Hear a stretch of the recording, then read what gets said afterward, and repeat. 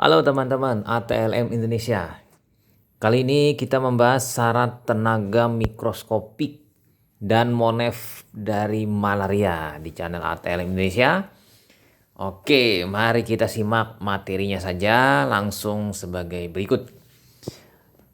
Pertama kita lihat dulu syarat-syarat tenaga laboratorium malaria untuk standar tenaga diagnosis ya.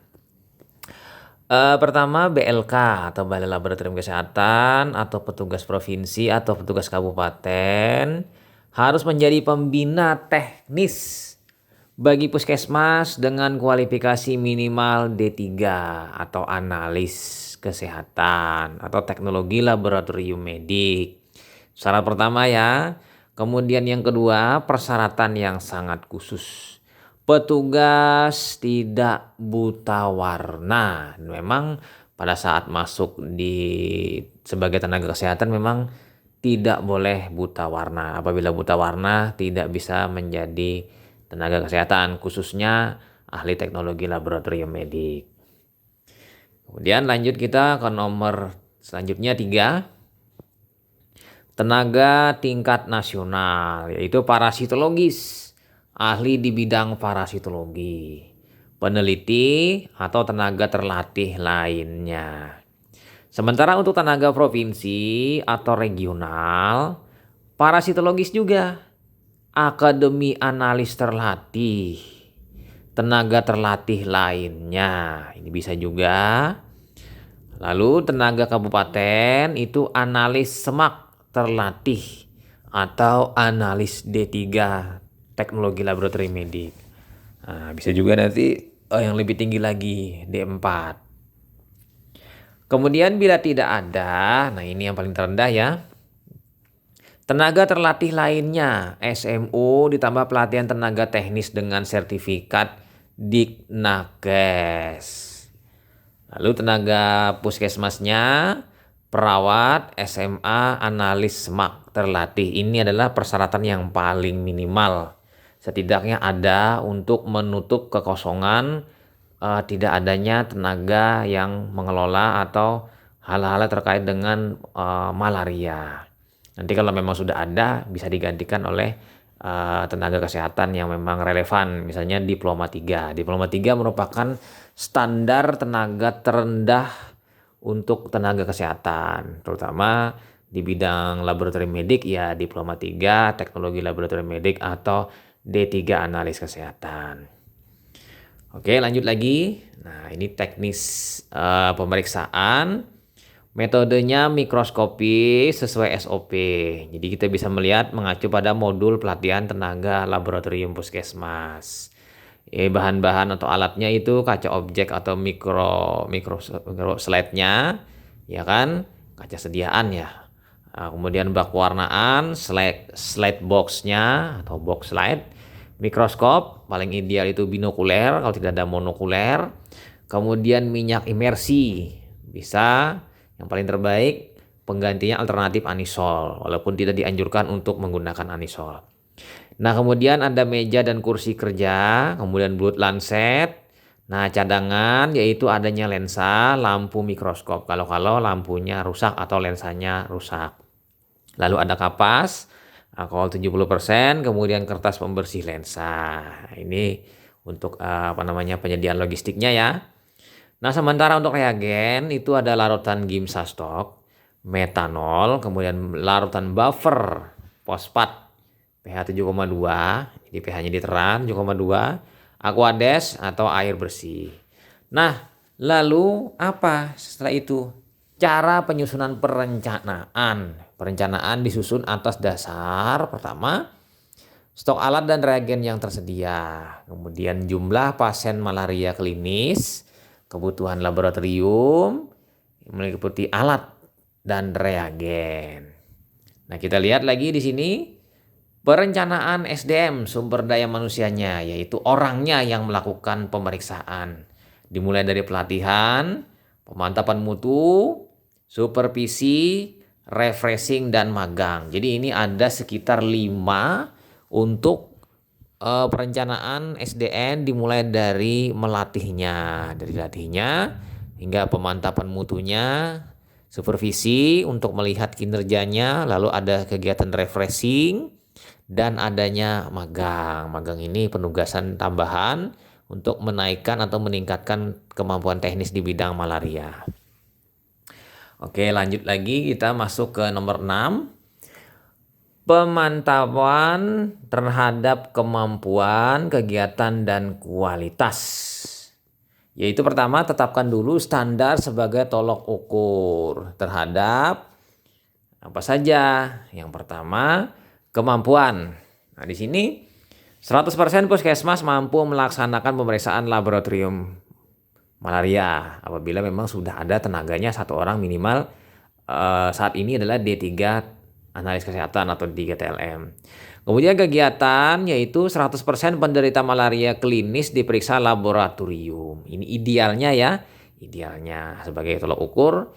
Sementara secara kualitas pemeriksaan malaria tadi untuk swabnya, idealnya error rate-nya kurang dari 5%, mendekati 0%. Jadi 0% lah yang paling terbaik. Artinya kalau kita melihat di sini ring adalah 0 sampai 5%. Nah, ini kemudian ketepatan spesies dan stadium 100%. Jadi spesiesnya apakah falciparum, apakah vivax atau malaria atau ovale atau juga primata. Nah, ini penting ya. Dan stadiumnya, apakah stadiumnya itu stadium trofozoid atau stadium skizen atau stadium gametosit. Nah, ini penting untuk hal-hal yang terkait secara umum ya, stadium-stadium ya. Kemudian kita masuk selanjutnya yaitu monitoring dan evaluasi yang biasa disebut orang dengan MONEV. Nah, kita lihat dulu maksudnya ini adalah evaluasinya untuk apa, untuk terhadap apa. Pertama, kemampuan. Jumlah persen puskesmas yang mampu dan persen puskesmas yang tidak mampu. Kemudian yang kedua, kegiatannya, jumlah persen cakupan pemeriksaan dari malaria klinis. Ya, ini kan. Lalu kita lanjut teman-teman. Nah, kita lihat dulu kualitas. Nah, secara kualitas penting yaitu pertama, adanya cross check. 100% sediaan darah positif dan 10% sediaan darah negatif. Jadi 100 tambah 10 sediaan darahnya yang positif dan yang negatif.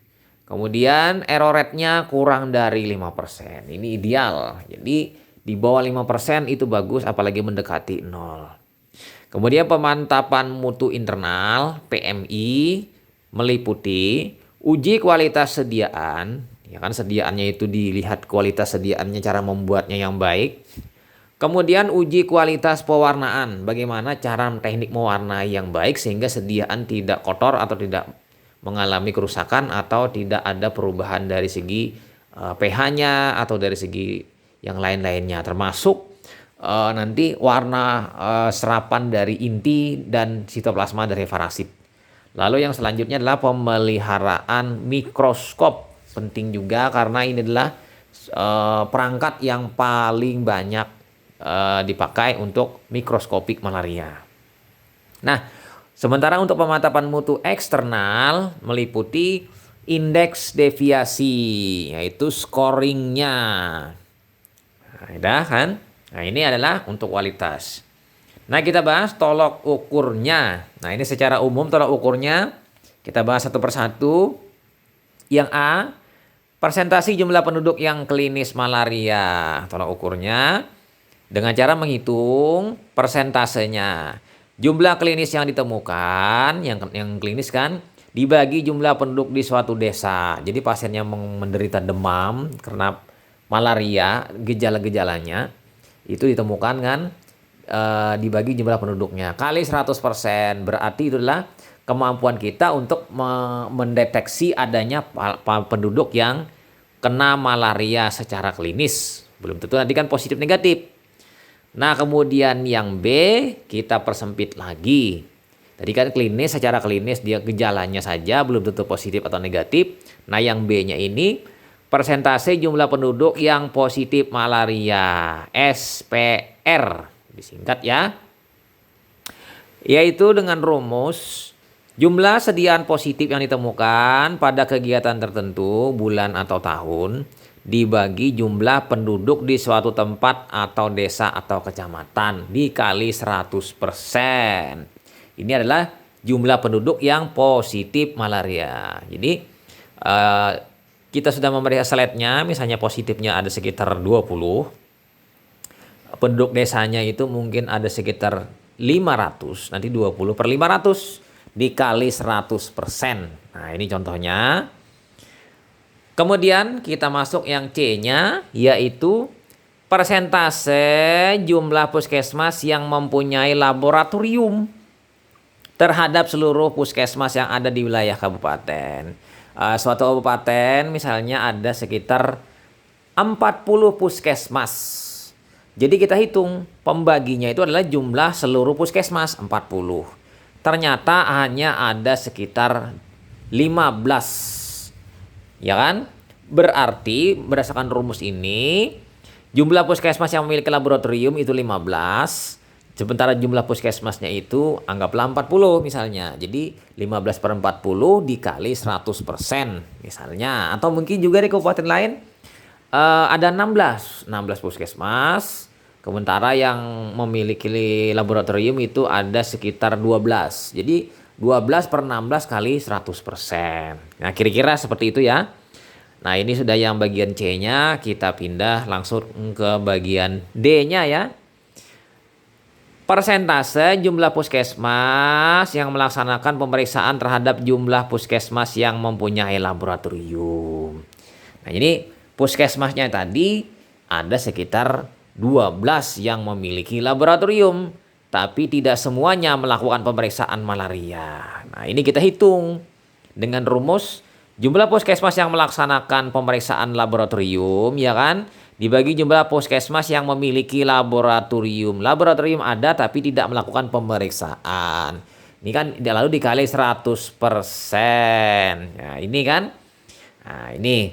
Jadi tidak semua puskesmas yang punya laboratorium itu melakukan pelayanan pemeriksaan lab. Ada juga yang punya saja namun tidak ada petugasnya.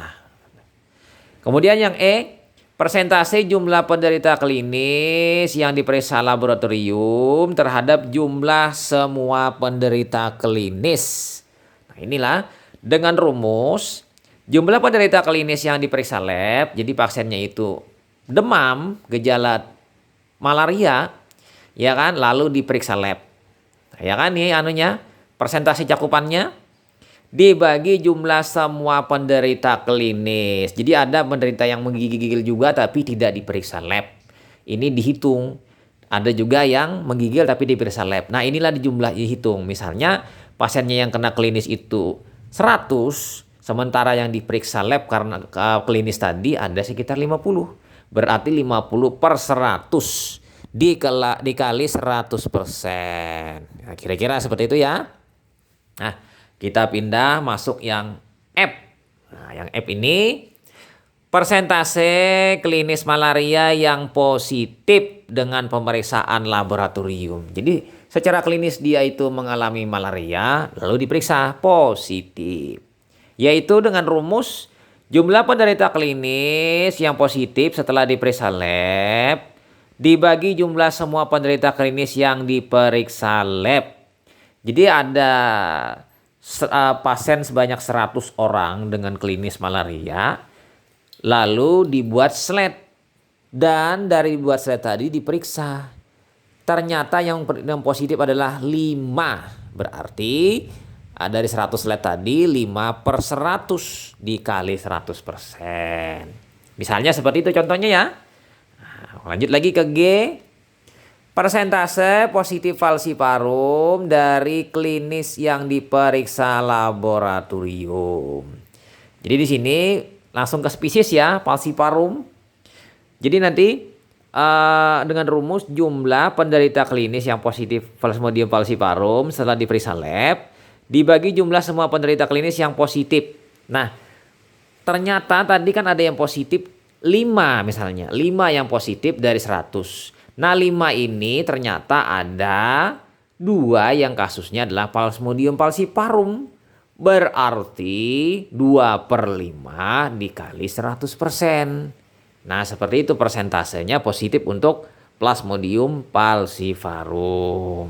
Ya kan? Mudah sekali. Nah, kita pindah yang hanya persentase kesalahan positif. Jadi pasien itu negatif tapi dilaporkan positif.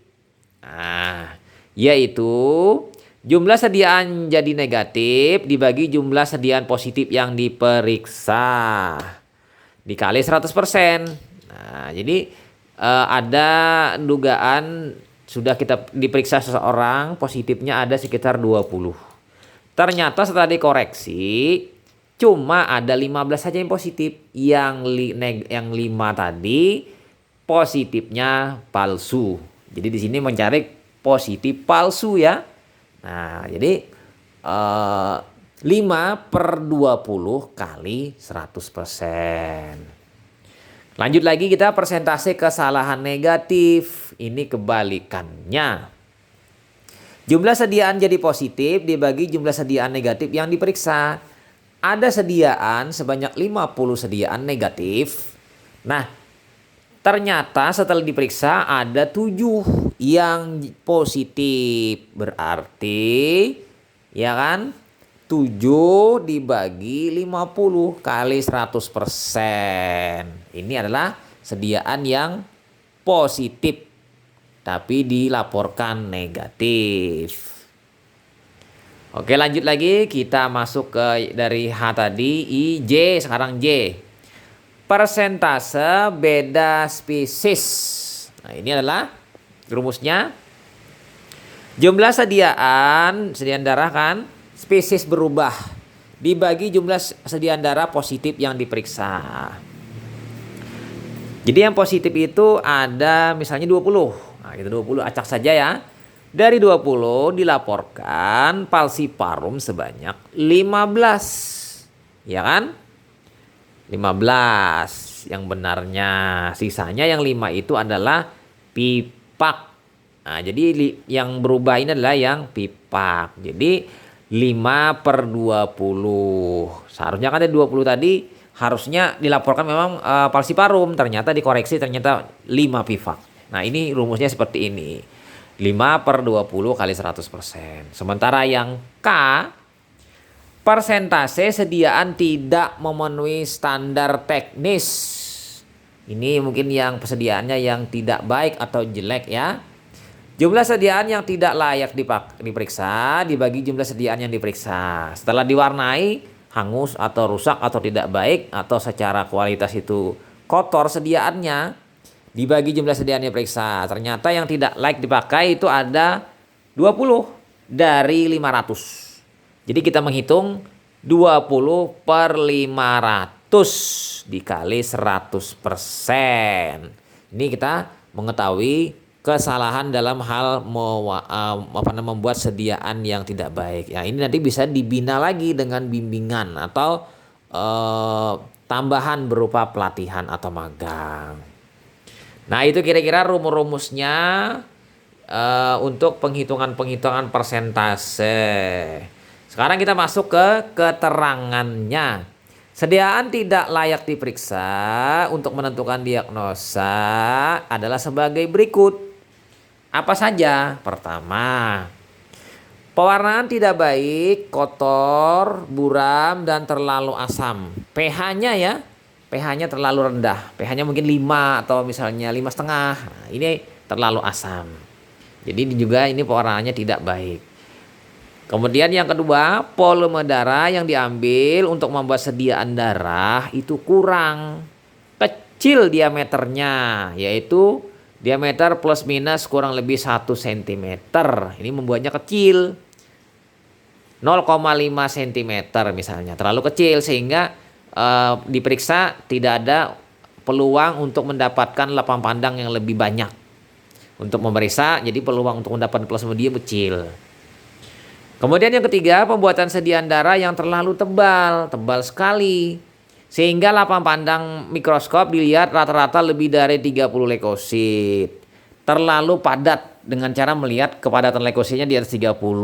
Jadi ini terlalu tebal. Jadi indikatornya tidak layak diperiksa itu adalah terlalu tebal. Dengan cara menghitung leukositnya nanti ya lebih dari 30. Lalu selanjutnya sediaan darah terfiksasi. Sediaan darah tebalnya itu terfiksasi oleh metanol. Nah, ini sudah kesalahan fatal. Lalu sediaan darah dibuat pada kaca benda atau objek gelas yang tidak layak pakai. Bekas misalnya dan kotor, buram atau pecah. Ya kan, buram, berpelangi dan berjamur, ini tidak layak pakai. Yang idealnya adalah yang baru dikeluarkan dari kotak dan memang bagus dan mulus, tidak buram ya kan, tidak berpelangi, tidak berjamur. Lalu sediaan darah yang dibuat itu adalah kotor dari segi sisa-sisa zat warna yang menempel di kaca atau baik di bagian atasnya atau di bagian bawah kaca objek tadi, atau juga secara makroskopis tidak terlihat namun secara mikroskopik kotor pelapang pandangnya. Ini tidak layak untuk menentukan diagnosis. Oke, kira-kira itu saja teman-teman, ada 6 sediaan darah yang tidak layak untuk diagnosis pada malaria. Semoga memberikan manfaat bagi teman-teman materi yang saya bahas. Sampai jumpa di video-video selanjutnya. Bye.